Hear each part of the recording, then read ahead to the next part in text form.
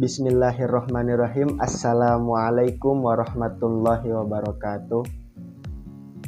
Yang terhormat Bapak Islahuddin Al-Mubarak LCMA selaku dosen pengampu mata kuliah Fikih Ibadah dan teman-teman semua yang kami banggakan.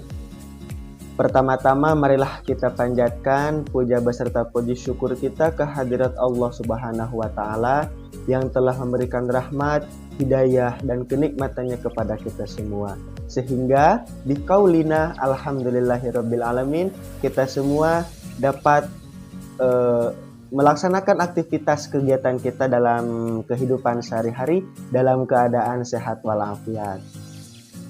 Tidak lupa pula salawat beriring salam semoga selamanya dapat tercurah limpahkan kepada junjungan alam, yakni Habibana wa Nabiyana wa Maulana Muhammad Sallallahu Alaihi Wasallam. Tidak lupa pula kepada para keluarganya, para sahabatnya, para tabi'in tabi'atnya, dan kita semua selaku umatnya mudah-mudahan mendapatkan syafaatul uzma di yaumil akhir nanti. Amin ya rabbal alamin.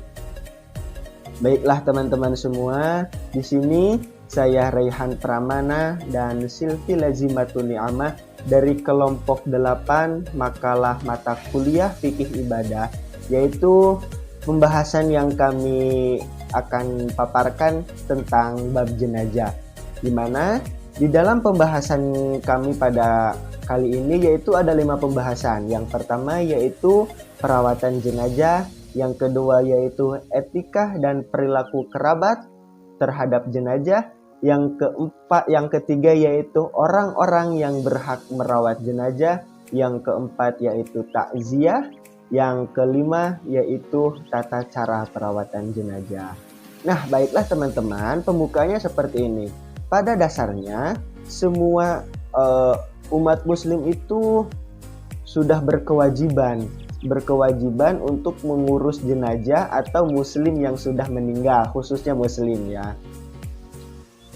Nah, pada hakikatnya hukumnya merawat atau mengurus jenazah itu fardu kifayah, di mana apabila ada salah seorang umat muslim yang sudah melaksanakan kefarduan tersebut, itu maka terhadap muslim yang lainnya itu sudah gugur kewajiban. Seperti itu ya teman-teman. Tentunya teman-teman sendiri sudah memahami apa itu fardu kifayah, bagaimana konteks pembahasannya, pengamalannya itu seperti apa ya. Nah, di sini yang menjadi kewajiban seorang muslim terhadap muslim lainnya yang sudah meninggal dunia yaitu ada 4. Yang pertama yaitu kita harus memandikan jenazah, kemudian kita harus mengafani jenazah, kemudian yang ketiga kita harus menyolatkan jenazah, dan yang keempat kita harus menguburkan jenazah. Nah, baiklah, pada kesempatan kali ini pembahasan yang pertama yaitu tentang perawatan jenazah, di mana tentang pembahasan ini yaitu apa sih sebenarnya yang harus dilakukan oleh seorang muslim apabila kita menghadapi orang yang sedang sakaratul maut atau kita sudah mendapati orang yang sudah meninggal dunia.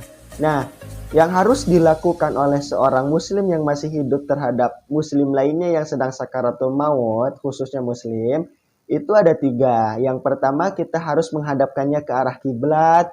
Yang kedua menuntunnya dengan kalimat tauhid atau syahadat. Yang ketiga yaitu kita dianjurkan untuk menunggunya sambil membacakan surat Yasin. Nah itu ya teman-teman, jadi ketika orang yang sakaratul maut itu sudah benar-benar meninggal, lantas apa yang harusnya kita perbuat? Itu ada 6. Yang pertama kita harus segera memejamkan atau menutup kedua matanya ya. Jadi apabila orang yang sedang sakaratul maut itu matanya dalam kondisi terbuka, kita harus menutupnya sampai kelopak matanya itu menutup ya teman-teman. Yang kedua yaitu mengganti atau melepas pakaian yang terakhir digunakan. Kenapa tuh harus dilepas? Kita akan menghadapi langkah yang pertama, yaitu kewajiban yang pertama, yaitu kita akan harus memandikan si mayit, memandikan si jenazah. Yang ketiga, kita harus memberitahukan kabar kematian kepada orang lain, kepada keluarga khususnya. Dengan catatan memberitakan atau memberitahukan kematian ini dengan tidak berlebih-lebihan ya. Yang keempat yaitu kita harus melaksanakan segala yang menjadi wasiatnya. Yang sudah menjadi pesannya sebelum si jenazah itu meninggal dunia, dia itu sudah berpesan atau berwasiat apa terhadap keluarganya, terhadap kerabatnya atau terhadap orang lain, supaya orang-orang yang mendengar wasiat tersebut itu untuk segera melaksanakan wasiatnya. Kemudian harus segera melunasi utang piutangnya ya, harus segera dilunasi. Apabila ada orang lain yang menghutang kepada si jenazah, atau sebaliknya si jenazah tersebut yang memiliki hutang kepada orang lain, itu harus segera diurusi ketika si jenazah meninggal dunia, dia meninggalkan atau mempunyai urusan utang piutang. Yang keenam yaitu segera mengurusnya sampai ke pemakaman. Nah, kemudian pada pembahasan yang kedua yaitu etika dan perilaku keluarga, kerabat atau orang lain terhadap jenazah, terhadap orang yang meninggal dunia. Pada dasarnya pembahasan tentang etika dan perilaku itu ada dua ya, yaitu hal-hal yang diperbolehkan dan hal-hal yang tidak diperbolehkan. Lantas seperti apa hal-hal yang dibolehkan keluarga, kerabat atau orang lain terhadap jenazah? Itu ada 3. Kita boleh menangisi tanpa ada unsur ratapan atau meratapi si mayat. Kita menangisnya dengan sewajarnya saja, tidak boleh berlebihan. Kemudian kita boleh membuka dan mencium wajah si jenazah dengan sebagai bentuk wujud kita, rasa kasih sayang kita kepada si jenazah tersebut. Kemudian yang ketiga yaitu kita terkhusus wanita, kita diperbolehkan untuk tetap memakai perhiasan. Di sini memakai perhiasan itu ada perhitungannya dengan tidak berlebihan ya. Kemudian yang kedua yaitu hal-hal yang tidak diperbolehkan atau hal-hal yang yang dilarang untuk dilakukan oleh keluarga, kerabat orang lain terhadap jenazah. Itu apa saja? Kita tidak diperbolehkan untuk menangisinya secara berlebihan. Boleh menangis itu sewajarnya saja. Kemudian kita tidak boleh mengacak rambut. Kalau mengacak-acak rambut itu lebih condong depresi gitu loh terhadap kehilangan seseorang gitu ya, terhadap kehilangan orang yang paling kita cintai, orang yang paling kita sayangi. Kemudian pria memanjangkan janggutnya beberapa hari sebagai tanda duka. Setelah duka itu selesai, maka pria tersebut memotong janggutnya, itu tidak boleh ya. Karena apa? Jika pria memanjangkan janggutnya berarti konteksnya itu seperti dia itu membanggakan atas kepergian seseorang.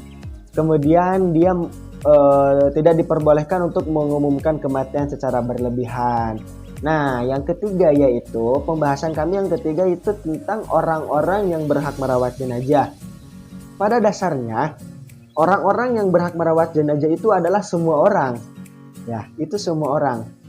Namun, titik dari semua orang itu adalah orang yang paling diutamakan atau yang paling berhak itu dia, yang paling berhak terhadap jenazah yang diurusinya. Itu siapa saja? Jika jenazah itu berjenis kelamin laki-laki, maka memandikannya harus laki-laki pula, ya. Perempuan diperbolehkan memandi laki-laki apabila kedudukan perempuan tersebut adalah istrinya atau mahramnya, begitu juga sebaliknya. Kemudian yang kedua, jika jenazah adalah seorang suami yang saat itu istri dan mahramnya masih ada atau masih lengkap, maka yang lebih utama, yang lebih berhak untuk memandikan jasad tubuh jenazah suami tersebut adalah istrinya gitu. Begitupun sebaliknya. Kemudian yang ketiga, jika jenazah adalah seorang orang tua, maka anak kandungnya lah yang sudah balik, yang lebih berhak, yang lebih utama untuk memandikan orang tuanya tersebut yang sudah meninggal dunia. Kemudian yang keempat, jika jenazah adalah seorang anak yang belum balik, maka laki-laki dan perempuan boleh ikut memandikannya. Seperti itu ya teman-teman. Bagaimana tentang ketiga pembahasan tadi, mudah-mudahan dapat dipahami. Apabila terdapat kejanggalan atau belum memahami dari penjelasan tersebut, teman-teman boleh mengkaji dulu makalah yang sudah kami buat. Setelah itu teman-teman boleh menanyakannya langsung di grup dan kita diskusikan bersama. Baiklah, untuk selanjutnya yaitu pembahasan tentang takziah dan tata cara perawatan jenazah nanti akan dijelaskan oleh Mbak Silvi Lazimatun Diamah. Terima kasih. Monggo Mbak Silvi Lazimatun Diamah dipersilahkan. Selanjutnya yaitu takziah atau melayat. Jika melihat dari praktiknya, takziah adalah berkunjung dan mengucapkan bela sungkawa kepada seseorang yang mendapatkan musibah karena seseorang anggota keluarganya atau kerabatnya meninggal dunia. Sederhananya, takziah adalah menjenguk orang yang sudah meninggal. Dengan kata lain, seseorang yang melakukan takziah harus mengetahui hal-hal penting yang sepatutnya dilakukan dalam bertakziah, yaitu waktu takziah, tujuan takziah, adab dan etika bertakziah, dan ucapan takziah. Adab dan etika bertakziah yang pertama, mengucapkan kalimat tarjih ketika mendengar kabar bahwa ada seseorang yang meninggal dunia. Yang kedua, segera datang dengan tidak menunda-nunda untuk segera melayat ke rumah duka. Yang ketiga, memakai pakaian yang berwarna putih. Jika tidak ada, maka gunakanlah pakaian yang sopan. Yang keempat, tidak membawa perhiasan ketika takziah. Yang kelima, memberikan nasihat kepada keluarga duka untuk tetap tabah dan sabar dalam menghadapi semuanya. Yang keenam, ikut mengerjakan sholat jenazah dengan ikhlas dan khusyuk. Yang ketujuh, tidak bercanda ketika bertakziah. Yang kedelapan, memberikan sumbangan kepada keluarga jenazah. Yang kesembilan, apabila tidak ada halangan, hendaknya ikut mengantarkan jenazah sampai ke pemakaman. Yang terakhir, tidak menghabiskan hidangan yang disuguhkan keluarga si jenazah. Ucapan takziah. Rasulullah Shallallahu Alaihi Wasallam memberikan contoh ucapan yang khusus disampaikan oleh seorang petakziah kepada keluarga si jenazah, yaitu a'dhamallahu ajruka wa ahsana azaaka wa ghaffara limayyitika. Artinya, semoga Allah SWT memberikan pahala yang ganda kepadamu dan menjadikanmu dapat bersabar dengan sebaik-baiknya, serta diampuni orang yang sudah mati. Kemudian, keluarga si jenazah disunahkan dengan memberikan balasan ucapan si petakziah dengan ucapan jazakallahu khairan, yang artinya semoga Allah SWT memberikan balasan sebaik-baiknya kepadamu. Yang kelima yaitu tata cara perawatan jenazah. Tata cara perawatan jenazah yang akan kita bahas ada 4, yaitu memandikan jenazah, mengkafani jenazah, mensolatkan jenazah, dan menguburkan jenazah. Yang pertama, memandikan jenazah. Jenazah yang boleh dan tidak boleh dimandikan. Pertama, orang yang mati syahid karena perang di jalan Allah. Walaupun dalam keadaan junub, demikian tidak diwajibkan untuk dimandikan. 2. Orang yang mati saat ihram dan kain kafannya adalah kain yang digunakan saat berihram. Yang ketiga, bayi yang baru lahir dan belum mengeluarkan suara. Yang keempat, selain jenazah yang telah disebutkan di atas, maka semuanya tetap wajib dimandikan dan disolatkan. Persyaratan memandikan jenazah. Yang pertama, jenazah harus beragama Islam, didapati jasad atau tubuh jenazah walaupun sedikit. Yang terakhir, meninggal bukan karena mati syahid. Niat memandikan jenazah. Jenazah laki-laki, nawaitul ghusla lihadal mayyiti lillahi ta'ala. Jenazah perempuan, nawaitul ghusla lihadihil mayyitati lillahi ta'ala. Jenazah diletakkan di tempat yang tinggi. Jenazah diletakkan menghadap ke kiblat dan menutup tubuh jenazah. Lepaskanlah seluruh pakaian yang melekat dan menutup tubuh jenazah. Tutuplah bagian auratnya dengan sekadarnya. Setiap memandikan, mulailah dengan anggota yang kanan terlebih dahulu. Tutup bagian mata, hidung, dan telinga saat menyiram bagian wajah.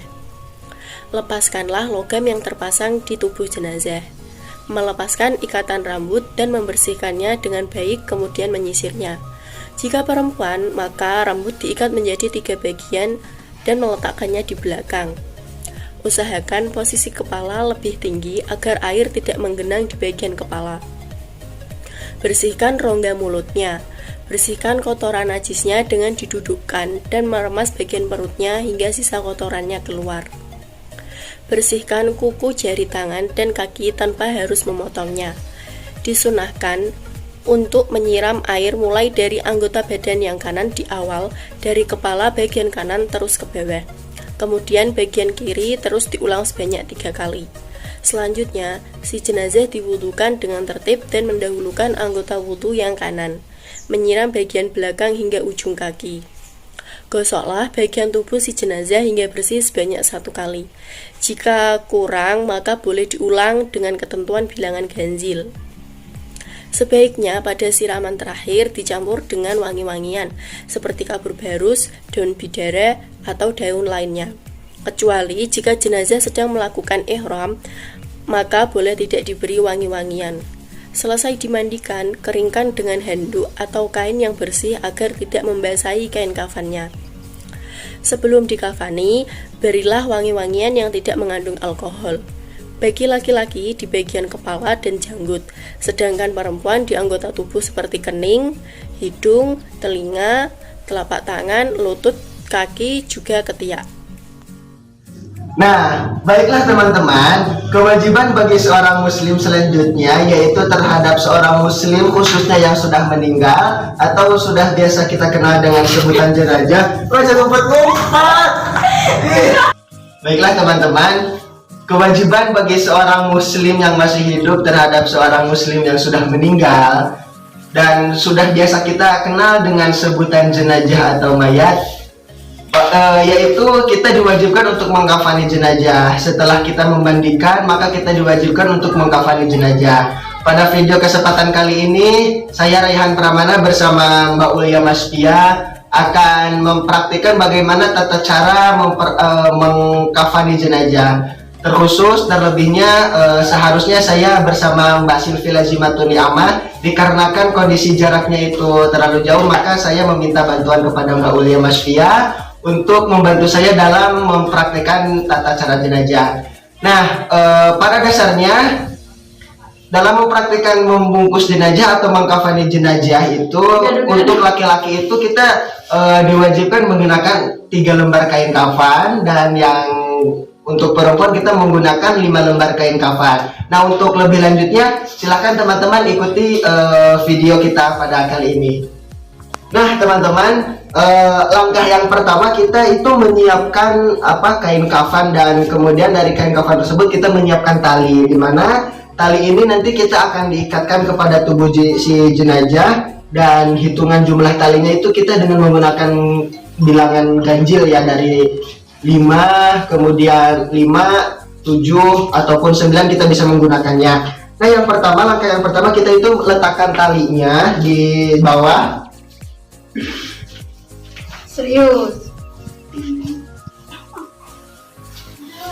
Ada kursinya apa ya?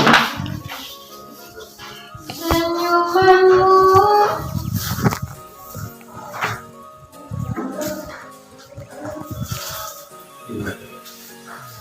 Nah, di sini ada 5 tali yang sudah terdampar di tembok ya. Ini 5 tali itu akan kita gunakan di bagian pergelangan kaki, kemudian bagian lutut, kemudian bagian pinggang, bagian dada, dan bagian leher. Nanti untuk 2 talinya yaitu di bagian pucuk kepala dan kemudian di bagian bawah. Jadi kita gunakan 7 tali.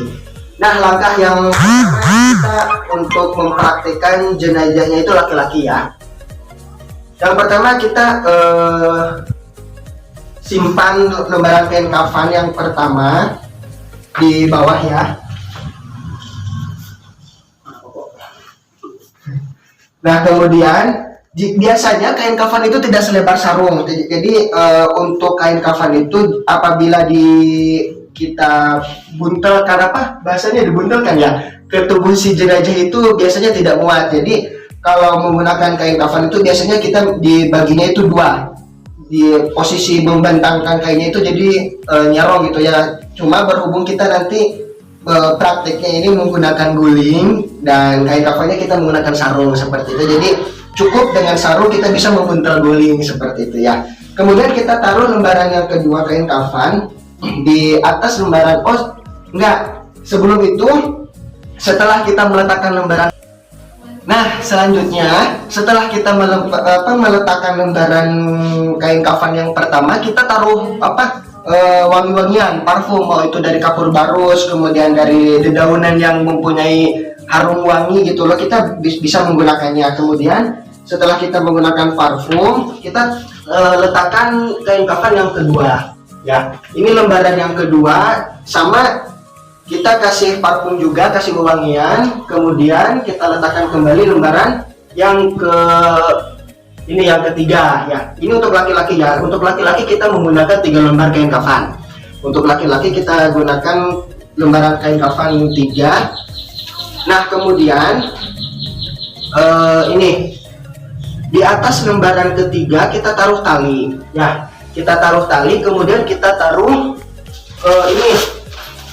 kita taruh lembaran kain juga sama. Gunanya untuk apa lembaran kain ini? Lembaran kain ini tidak termasuk lembaran kain kafan yang ketiga ya. Kita gunakan lembaran kain ini untuk digunakan pakaian dalam, istilahnya ya, pakaian dalam si jenazah seperti itu. Nah setelah itu, setelah kita meletakkan pakaian dalam si jenazah, baru kita meletakkan mayit yang sudah dimandikan di atas kain kafan yang sudah disediakan. Ini ibaratnya mayit ya, ini ibaratnya mayit, dan tata cara penggotongannya seharusnya tidak seperti ini gitu ya. Jadi ini bagian kaki, gambarannya nanti ke bawahnya ini ada kaki ya sebenarnya, cuma ya berhubung kita menggunakan guling jadi agak pendek juga nggak apa-apa. Jadi yang di atas itu bagian kepala. Nah setelah itu langkah awal kita itu tutup ya. Ini ditutup bagian kemaluannya si mayit, ditutup menggunakan kain yang sudah disediakan. Setelah ditutup menggunakan kain kafan, kita kemudian ditali, diusahakan talinya jangan terlalu kencang. Talinya jangan terlalu kencang juga. Pindah sini.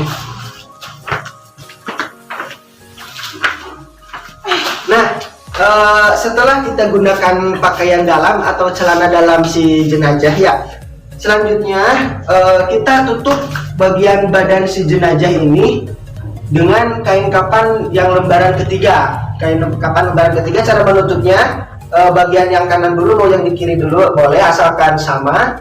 Kemudian sama. Di bagian sini kita tidak perlu menggunakan tali, nanti talinya di lembaran terakhir, lembaran pertama. Kemudian kita tutup menggunakan lembaran kedua, dan ini yang terakhir kita menggunakan lembaran yang pertama. Nah, cara supaya kita kencang dalam menutup tubuh si jenazah menggunakan ini kain kafan itu, kita digulung-gulung, mengikatnya digulung. Pegang ujung lembar kain kafan bagian atas dan bawah, kemudian kita gulung seperti ini sampai kain kafannya itu nempel di bagian tubuh si jenazah.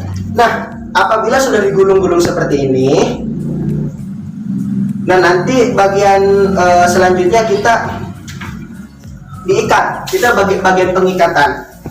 Pokoknya yang diikat itu yang pertama, ikatan yang pertama kita ikat bagian kepala dan bagian ujung bawah kaki. Di atas kepala dan di bawah telapak kaki kita ikat.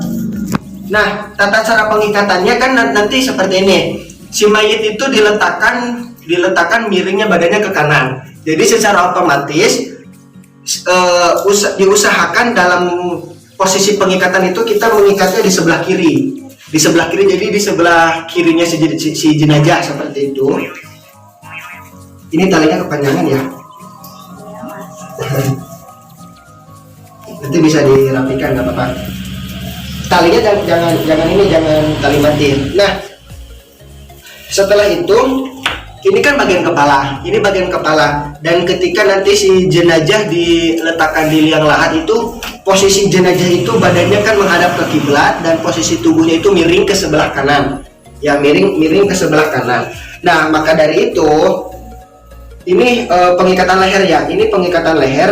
Pengikatannya itu tidak di tengah-tengah badan dan tidak di sebelah kanan badan, akan tetapi diletakkannya di sebelah kiri badan.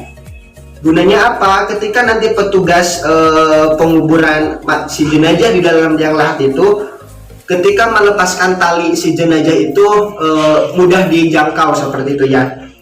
Dan kemudian nanti bisa dilanjut ke bagian-bagian tubuh selanjutnya seperti ini, bagian leher, kemudian bagian dada, ini bagian pinggul, bagian lutut, dan bagian pergelangan kaki itu. Silahkan Mbak Ulia bisa dilanjut.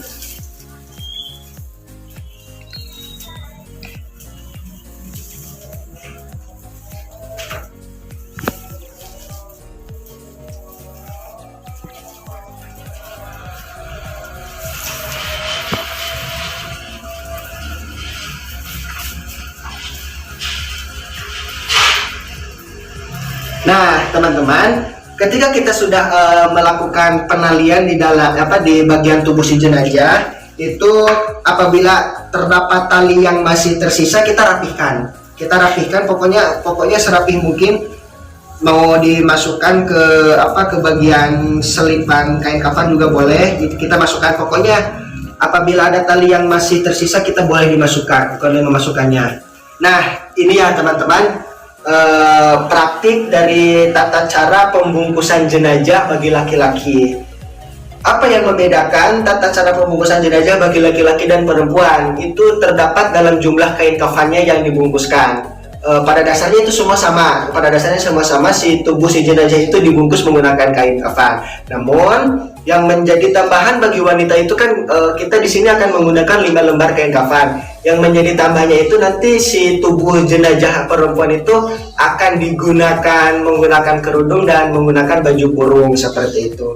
Baiklah teman-teman, kita dilanjut ke tata cara pemasangan kain kafan bagi jenazah perempuan ya. Di sini kita menggunakan 5 lembar kain kafan. Pada dasarnya ketiga kain kafan yang pertama itu sama dengan pemasangan kain kafan di bagian jenazah laki-laki. Kita letakkan kain kafan yang pertama, kemudian kasih wangi-wangian, kain kafan kedua kasih wangi-wangian, kemudian kain kafan ketiga kasih wangi-wangian juga. Kemudian kita letakkan 1 lembar kain kafan juga. Ini tidak termasuk dalam hitungan ya. Untuk pakaian dalam si jenazah wanita. Nah, kemudian kita ketambah dua lembar kain lagi, yaitu kita dengan menambah dengan baju kurung. Baju kurung kurang lebihnya seperti ini bentuknya. Ini baju kurung kurang lebihnya seperti ini. Kemudian setelah kita menggunting baju kurung, kita letakkan baju kurung di atas terus. Nah, kita letakkan baju kurung di atas ya. Setelah baju kurung itu diletakkan, nanti diletakkan kerudung juga. Kerudungnya di bawah. Nah, seperti ini. Nanti apabila semua lembaran kain kafan sudah terletakkan, selanjutnya itu kita pindahkan jenazah yang sudah dimandikan ke atas kain kafan yang sudah disediakan ya. Ini ibaratnya seperti ini ya. Nah, bagaimana langkah-langkahnya? Langkah yang pertama itu sama, kita bungkuskan bagian kemaluannya wanita itu menggunakan, ibaratnya ini adalah pakaian dalamnya wanita. Kemudian kita tutup ya menggunakan kain kafan. Setelah itu kita tali. Kalau yang ini sama ditali, kita tali.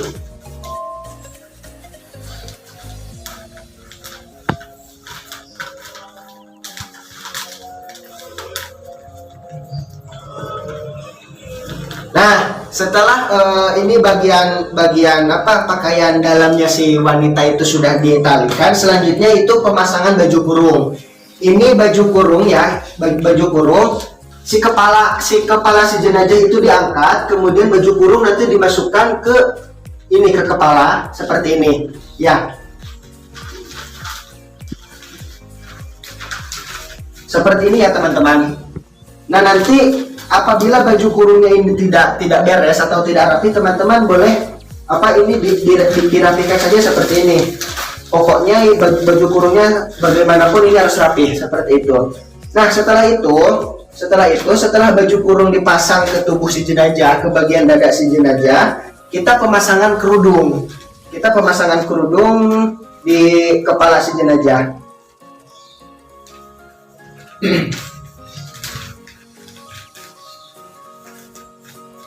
Nah, ini setelah kerudung terpasang di bagian kepala si jenazah, langkah selanjutnya itu sama seperti halnya laki-laki. Kita tutup menggunakan lembaran kain kafan dari mulai lembaran kain kafan yang ketiga, yang kedua, dan yang ke-1 seperti itu.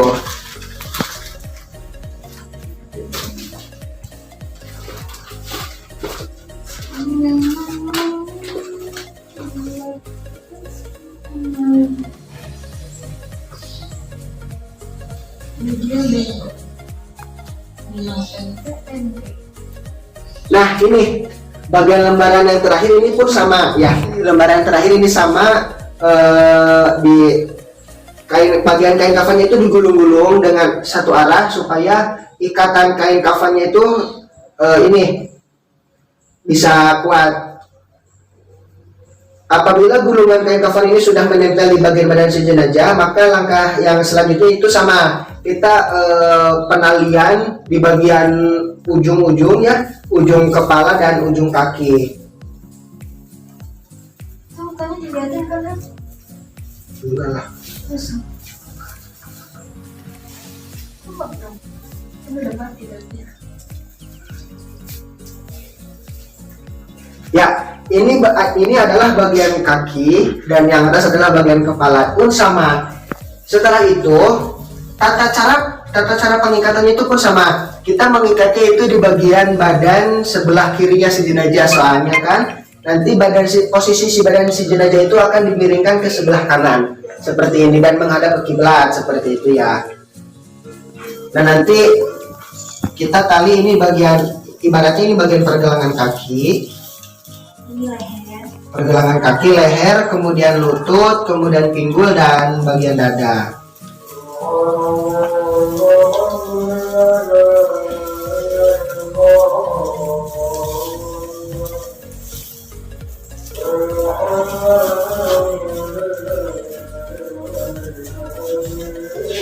Nah, ini tali-tali yang masih berantakan bisa kita rapikannya atau diselip-selipkan ke bagian kain kafan jenazah.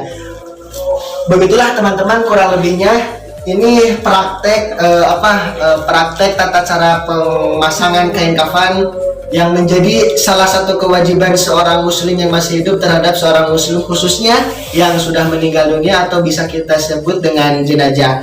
Kurang lebihnya mohon maaf apabila dalam tata cara pempraktekan atau pemasangan kain kafan ini kurang baik ataupun kurang beres atau kurang rapi ataupun masih ada hal-hal yang terlewatkan atau tertinggal. Nanti teman-teman, mobil khususnya Bapak dosen Bapak Islahuddin Al-Mubarok LCMA selaku dosen pengampu mata kuliah fikih ibadah untuk memberikan pencerahannya dan pengetahuannya kepada kami semua. Apabila nanti teman-teman ada yang mau didiskusikan, boleh teman-teman mendiskusikannya nanti di bagian sesi diskusi di grup diskusi. Oke, terima kasih. Selanjutnya nanti ada pemaparan bagaimana menyolatkan dan kemudian menguburkan jenazah. Baiklah teman-teman semuanya, pada kesempatan kali ini saya akan mempraktikkan tentang tata cara sholat jenazah. Setelah si jenazah tersebut kita kafankan, setelah dimandikan kemudian dikafankan, kewajiban seharusnya yang nomor 3 yang harus dilakukan oleh seorang muslim yang masih hidup terhadap jenazah yang sudah meninggal dunia, yaitu kita menyolatkannya. Pada dasarnya syarat-syarat sah sholat jenazah itu sama halnya dengan sholat yang lainnya, yaitu kita harus suci dari hadas, dari hadas kecil maupun hadas besar, kemudian harus menghadap kiblat dan lain sebagainya.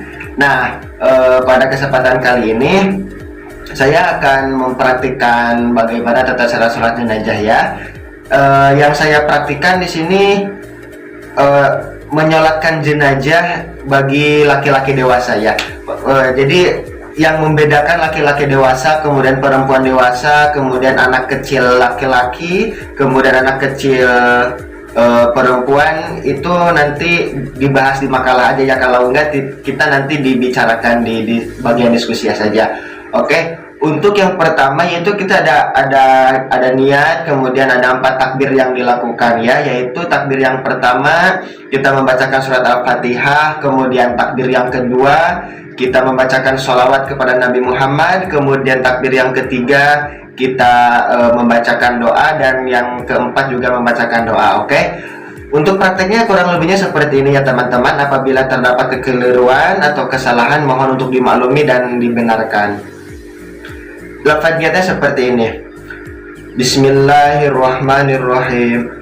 Usalli ala hadal mayyiti arba'a takbirati fardul kifayati ma'muman lillahi ta'ala. Allahu akbar. Bismillahirrahmanirrahim. Alhamdulillahi rabbil alamin. Ar-Rahmanir-Rahim Maliki Yaumiddin. Iyyaka na'budu wa iyyaka nasta'in. Ihdinas siratal mustaqim. Siratal ladzina an'amta 'alaihim ghairil maghdubi 'alaihim waladdallin. Allahu akbar.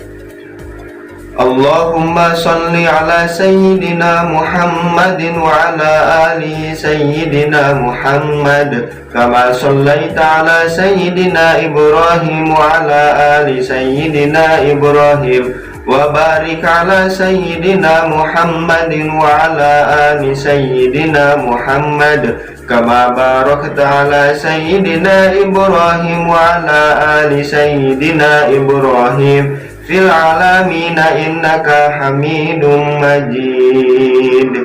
Allahu akbar. Allahumma ighfir lahu warhamhu wa'afihi wa'fu anhu. Allahu akbar. Allahumma la tahrimna ajrahu wa la taftina ba'dahu waghfir lana wa lahu wa li ikhwanina alladhina sabaquna bil iman wa la taj'al fi qulubina ghillan lil ladzina amanu rabbana innaka ala kulli syai'in qadir. Assalamualaikum warahmatullahi. Assalamualaikum warahmatullah. Nah, seperti itu ya teman-teman kurang lebihnya. Dan apabila terdapat kekeliruan atau kesalahan atau dan sebagainya, nanti teman-teman bisa memberitahukan dan kita diskusikan bersama-sama di grup diskusi. Oke? Yang keempat, menguburkan jenazah. Tata cara menguburkan jenazah disyariatkan untuk membuat liang kuburan yang dalamnya kira-kira setengah badan dari diri jenazah. Meletakkan jenazah di dalam liang lahat dengan memposisikan badan jenazah miring ke sebelah kanan dan menghadap kiblat. Melepaskan tali jenazah tetapi tidak mengambilnya. Tidak boleh membuka wajah jenazah baik itu laki-laki maupun perempuan.